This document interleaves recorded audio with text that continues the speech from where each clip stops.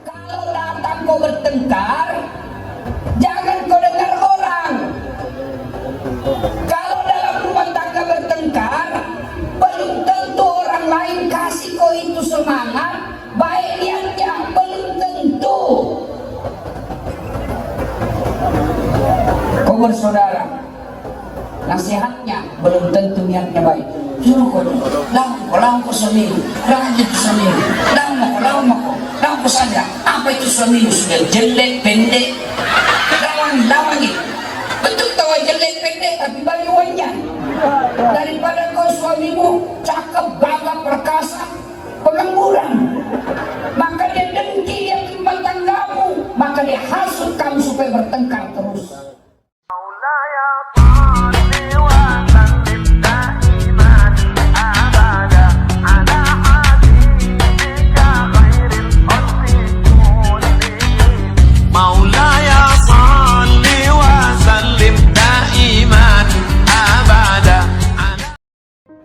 Sekarang banyak orang terjadi perselingkuhan dalam rumah tangga. Ini penyakit kita semua. Ada suami, ada istri berselingkuh. Nah, protes ke ibu-ibu. Nah, bilang Ustaz, lebih banyak laki-laki selingkuh daripada perempuan. Siapa bilang? Sama jumlahnya. Kenapa bisa? Tidak mungkin laki-laki selingkuh sama laki-laki. Pasti sama perempuan, berarti sama. Ibu-ibu, woi, mau kau punya suami setia? Mau? Jadilah istri seperti Khadijah. Bisa? Itu Khadijah, Bu. Kalau pulang suaminya sudah siap baskom di rumahnya. Apa isinya? Air hangat.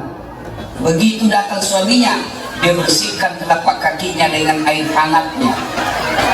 Maka bapak-bapak yang hadir hari ini, pulang kau beli memang baskom. Kasih ke istrimu hikmah tabligh akbar. Yang kau ketawa itu serius kan ini? Ibu-ibu sekarang bagaimana suamimu tidak selingkuh? Kau di rumah tidak pernah cantik. Kalau pikuk pengajian begini cantik, pergi arisan cantik, pengantin cantik, giliran mau tidur sama suaminya, daster 3 hari tidak nampak, nak cuci tidak nampak. Pulang suaminya, daster tinggi sebelah, kelihatan tali BH, ada bedak di sini, nak kasih timun matanya. Datang suaminya, dia bilang suaminya, kasih bebek saya itu bajumu, kelihatan semua tali BH-mu. Apa nak bilang? Jangan lihat BH-nya, yang penting rasanya, Bu. Pulang nanti kalau jam 5 mau pulang suamimu, setengah 5 dandan memang mau. Jangan juga berlebihan. Mantan-mantan sudah dengar begini, mau pulang suaminya, nak kuncir 3 rambutnya. 2 satu, pakai mini-mini, sepatu hikers, datang suaminya, astagfirullah, kesurupan istriku. Bu, Nabi jelaskan begini, apabila ada seorang istri berdandan ketika mau tidur bersama suaminya, maka malaikat berdoa di malam itu, ya Allah, rahmati wanita ini hingga pagi hari karena dia dandan untuk menyenangkan hati suaminya. Bisa, Ibu? Maka sebentar malam kalau mau tidur pakai memang pakai baju renang.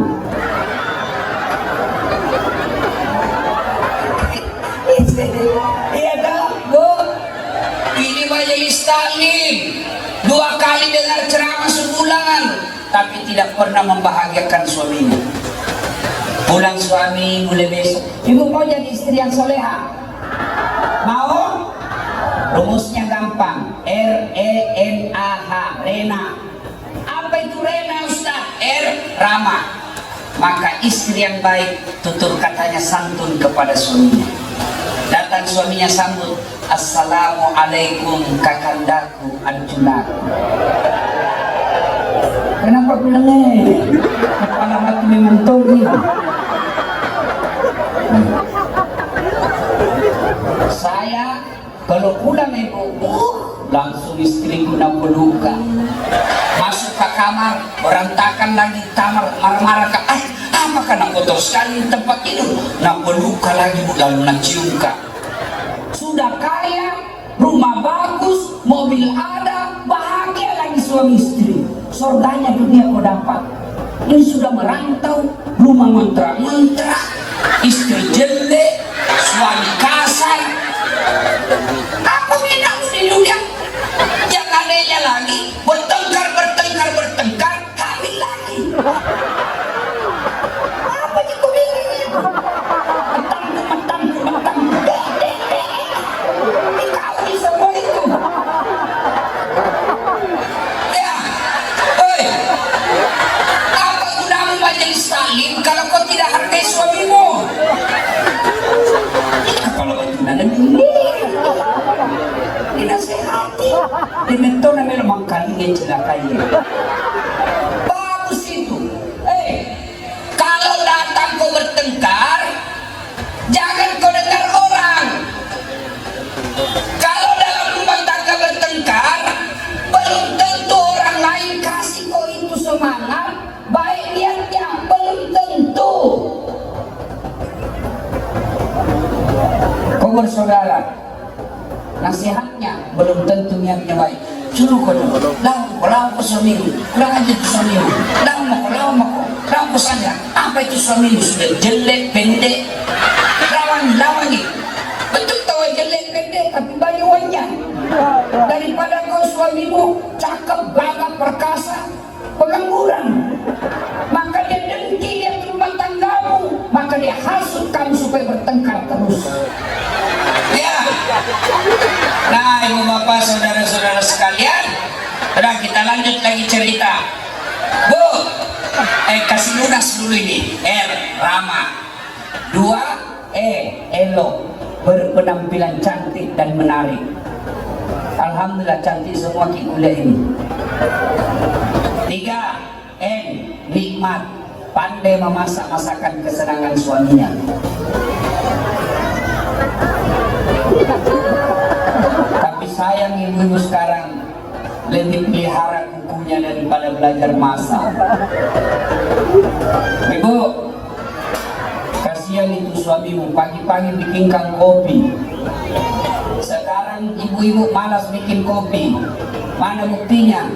Kalau kita keliling kota Poso ini, pagi-pagi sudah ada semua bapak-bapak di warung kopi ngopi. Tidak ada dibikinkan kopi sama istrinya. Bapakku almarhum hanya petani penggarap, tapi istrinya belum turun ke sawah suaminya sudah ada kopi di mejanya. Padahal dulu bikin kopi luar biasa susahnya. Sekarang ibu-ibu tinggal beli 1 saset, ada kopi, ada susu, ada gula, tinggal naseduh saya. Masih juga malas bikinkan kopi suaminya. Bagaimana suamimu tidak kawin lagi? Ya toh? Ayo. Maka kalau mau kau dicintai Allah dan Rasulnya, belajarlah masak-masak untuk anak dan suamimu. RENH. Apa itu H? Hemat. Jangan menjadi istri yang provokator. Pulang pengajian malah nak kompori suaminya. Apa kayak kau kipas? Masa itu temanmu baru kepala bagian, cincinnya istrinya banyaknya. Kau sudah 2 tahun kepala dinas, biar cincin kawin masih jelek. Ya, Bu, demi Allah, semua kita laki-laki ingin memberikan emas berlian kepada istri, tapi rezeki Allah yang ngatur. Kenapa kita miskin? Kenapa kita kredit di bank? Bukan karena Allah tidak kasih kamu rezeki, tapi karena seleramu melebihi gajinya suamimu. Tapi ini maksudnya apa, Ustaz? Ya, kalau gajinya suamimu cuma 5 juta, jangan kau pakai HP yang 3 kameranya. Nah, 1 di suamimu. Oh, apa 3 kameranya? Motoni live secara langsung. Apa kenapa? Coba kalau gajinya suamimu 5 juta, gaya hidupmu 4 juta, insya Allah masih ada 500.000 kau pakai sedekah untuk kehidupan akhiratmu. Tapi kalau gaji suami 5 juta, gaya hidupmu 7 juta, pasti kredit 2 juta. 2 juta itu yang membuat suamimu setengah mati carikan kau uang. Ya Bu, hemat. Perempuan sekarang biar potong kuku, nah bawa misalnya ke salon. Saya lewat di Makassar, ada salon yang ada jari-jarinya. Saya tanya itu anggotaku, apa maksudnya itu? Nah bilang, mana itu Ustaz? Apalagi namanya itu? Orang poso nak tonton. Apa maksudnya itu? Nah bilang, apa itu Ustaz? Dipotong kukunya 25.000 satu. Saya lah,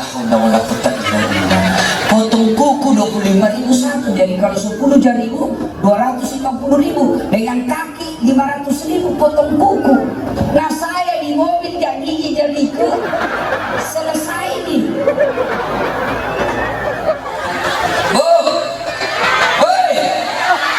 Selesai majelis taklim nanti, insya Allah selesai pengajian ini belajar makin mencintai suami. Kenapa perlu mencintai suami Bu? Dengar Ibu, Bu, masih ingat waktu menyusui? Masih? Apalagi waktu tumbuh gigi tuh?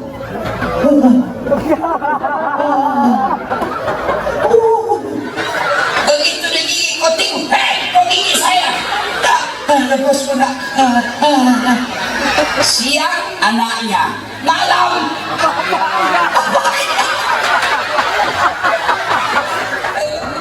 masih ingat waktu tak hamil? Masih?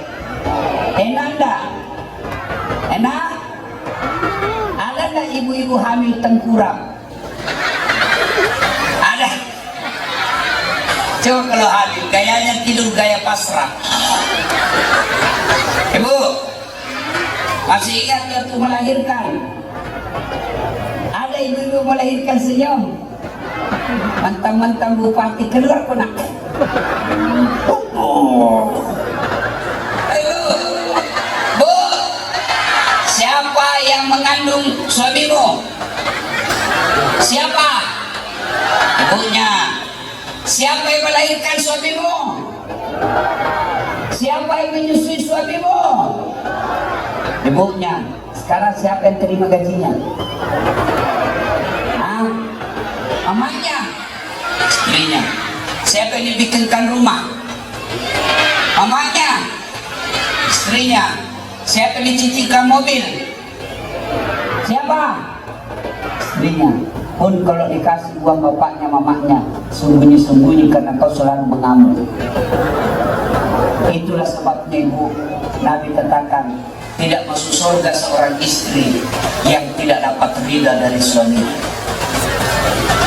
Tenangku Pak, ku bela ku hari ini karena kau semua takut sama suami istrimu. Ada yang takut sama istrinya di sini? Ada? Ada? Berhenti ku jadi laki-laki. Kau Ustaz takut kok? Saya tidak takut sama istriku, cuma istriku lebih berani. Nah ibu bapak saudara-saudara sekalian, bapak juga kalau sudah menjadi suami harus menjadi imam. Coba lihat bapak-bapak, dengar ini bapak-bapak, dengar. Waktu kita menikah, saudara ada saat latif, saya nikahkan engkau dengan anak gadisku Naura Sintia Nasrun dengan mahar seperangkat alat sholat tunai karena Allah. Berarti siapa yang kita jadikan jaminan menghalalkan anaknya orang? Allah Subhanahu wa Ta'ala. Nah, ketika kau datang ke sini merantau, kau bawa anakmu, kau bawa istrimu, dia tinggalkan istrimu ke ibu bapaknya, dia tinggalkan tanah kelahirannya, dia tinggalkan saudara-saudaranya karena ikut suaminya ke Poso. Tapi ternyata sampai di Poso, kau kasari istrimu, kau maki istrimu, kau hina istrimu, apalagi sampai kau sakiti fisiknya dengan tempeleng, maka demi Allah kau telah berkhianat kepada 3 hal. 1, kepada Allah. 2, kepada mertuamu. 3, kepada istrimu sendiri. 3 usaha. Maka sayangi istri. Nah ibu bapak saudara sekalian, karena waktu yang terbatas, kita lanjut lagi cerita. Nah, maka sampailah Nabi di rumah Abu Ayyub Al-Ansari. Datang Abu Ayyub Al-Ansari, gembira betul. Alhamdulillah, kami Nabi kedatangan manusia pilihan. Ya Rasulullah, terima kasih. Abu Ayyub berkata, ya Rasulullah, ada apa gerangan? Nabi berkata, kami lapar, kami panas, kami tahu kau banyak rezekimu, kami datang ke sini, mudah-mudahan ada rezeki. Abu Ayyub gembira. Lalu Abu Ayyub Al-Ansari mengambil apa? Dia pergi ke kebun kurmanya, dia tebang pohon kurma, dia ambil dengan pohon-pohonnya, dia bawa ke Nabi. Ya Rasulullah, silakan nikmati. Nabi berkata, nah buahnya ini mau dimakan, kenapa kau tebang? Dia bilang, ya Rasulullah, kalau buahnya saya bawa, saya tidak tahu mana yang Anda suka. Tapi kalau saya bawa dengan pohon-pohonnya, silakan pilih mana yang Rasulullah senang. Tidak cukup sampai di situ. Abu Ayyub kemudian menyembelih kambing, dia potong, kemudian diberikan yang paling baik. Begini umat Islam memuliakan ulamanya, memberikan yang baik. Kadang-kala kita umat Islam, kalau menjemput artis, kadang-kala kita lebih hormati artis daripada ulama. Kalau artis kita undang, kasih pesawat bintang 5, dijemput dari bandara ke lokasi acara, dikawal tentara polisi. Kemudian sampai di lokasi joget-joget bawa dosa, pulang kasih uang 100 juta. Sampai di Jakarta dipakai maksiat. Sementara ketika bapak ibu membutuhkan imam di masjid, kau jemput? Ibu bapak kalau membutuhkan imam, jemput? Tidak, kau telepon Gojek, jemput Ojek. Datanglah itu ustaz, dijemput pakai motor tua. Tidak ada stang kakinya satu di belakang, tak gantunglah kakinya kerja. Hujan lagi, satu mantel diuai, sampai bidek sedikit lagi ustaz, sedikit lagi, sampai bidek sedikit lagi, 2 kali lagi tikungan, basah semua bajunya. Sampai di rumah kepanasan barasanji, sallallahu alaihi wasallam, sampai besok basah semua keke. Begitu mau pulang, ibu kasih uang 25.000, disusuk lagi. Dia bilang suaminya, kenapa 25 ibu kasih? Datang itu kasihan, dia tinggalkan kampung kebunnya, dia tinggalkan pekerjaannya untuk datang doa-doakan kamu. Masa 25 aku kasih? Abang dia bilang istrinya, tambahin di situ pisang 2 sisi. Bagaimana anak kita mau sekolah pesantren? Bagaimana anak-anak kita mau sekolah agama kalau kita sendiri kadang-kala tidak memuliakan dan tidak tahu menghargai tokoh agama? Maka mulai pulang pengajian ini, muliakan ulamamu. Pun kalau kau kasih kecil dalam bentuk materi, jangan kau kasih kusut-kusut, kamu kan korupsi itu. Apa? Kasih amplop, kasih map, muliakan dia. Begitu cara syarat diterima sedekah, memuliakan si penerima. Alhamdulillah, saya datang di sini luar biasa karena Ahmad Ali mengundang. Dikawan pakai pesawat, alhamdulillah. Maka perlu memang kita cari pengurus masjid, ketua dewan masjid yang ada usahanya. Supaya apa? Masjid tidak minta uang ke kantor pemerintah. Masjid tidak mengedarkan proposal, tapi dia bisa mandiri. Siapa yang bisa bantu? Kalianlah semua orang-orang kaya. Kalian orang kaya bodoh dan rugi kalau tidak mau memanfaatkan kekayaanmu masuk surga. Kenapa? Orang kaya jauh lebih gampang masuk surga daripada kita ini orang miskin. Apa maksudnya Ustaz? Orang miskin mengaji, orang kaya juga bisa mengaji.